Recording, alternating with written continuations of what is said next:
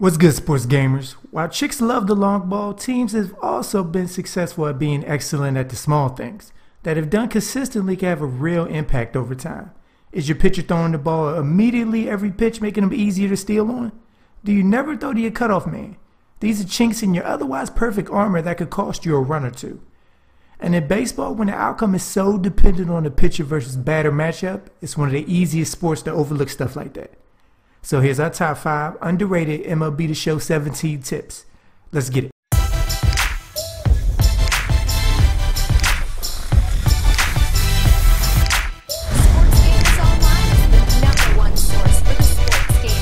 First up, if you attempt to steal a base and you leave before the pitcher even starts his windup, can be a big uh-oh moment, but you don't need to panic. When I was learning how to steal, I had a habit of leaving early a lot. But what I found was a lot of guys would throw to the bag I left to pick me off because they assume I'm going to run right back. So after a while, I just kept going. So what I'm basically saying is commit to your mistake, guys. Your opponents rely on your indecisiveness on the base pass. Because of having no shame that I left early, I racked up a bunch of unearned steals this way and still do on occasion. Now as a pitcher, when your opponents leave early, just throw to the bag he's running towards immediately. So the only option the runner has is to go back to where he started. Next up, beware when you're fielding the ball and getting outs. Guys will try and catch you slipping by being super aggressive on a base pass. Popular ones are guys who are on second or third run home on an out as first. A batter who just got a hit trying to stretch a double because he assumes you're throwing home. Or a runner taking off the third on a short throw to first. Constantly check on what the base runners are doing because they won't hesitate to take advantage of you looking down to eat your ham sandwich.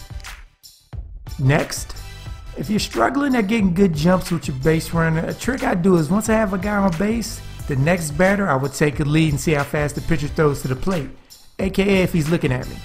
Then on the second or third pitch, I would take a lead again and activate my practice swing with my batter. Which we know as a pitcher, when the batter does this, you can pick your pitch and decide where you want to throw it, but you can't throw it until he's done. Then what usually happens is guys will throw the pitch as soon as my animation is finished, thus letting me time my jump with the base run off the batter's practice swing. Next up, if you have a fast guy who has low contact, or even if it's respectable but has limited power, the worst thing a defense wants is for that batter to use the speed against them, where once on base, it could get ugly. Which is why you'll see a Billy Hamilton, Ben Revere, D. Gordon types get high fastballs in an attempt to turn them into a fly ball hitter, which isn't a strength to these type of players. So a counter to that is instead of trying to play that game and try and drive the pitch with your 50 contact or 25 power, you want to hit over the ball and drive it into the ground, shifting the advantage back to the runner. Where bearing your opponent has a Scott Rowland, Greg Maddux, or Ivan Rodriguez in his infield, you beat out the throw every time. And lastly, when you have your opponent in a rundown, don't play the back and forth game with them. Simply run them down.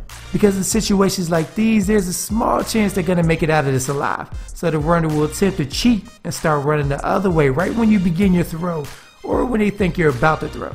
Now the only situations you want to throw ahead of the base runner first is when they're running towards the better base. So if he's going home and you're on third, or he's running the second and you're on first. Don't let your opponent get you with this move, guys. So alright, sports gamers, hope I helped you with this video to improve your MLB skills so that you're even 1% better than before you clicked on it.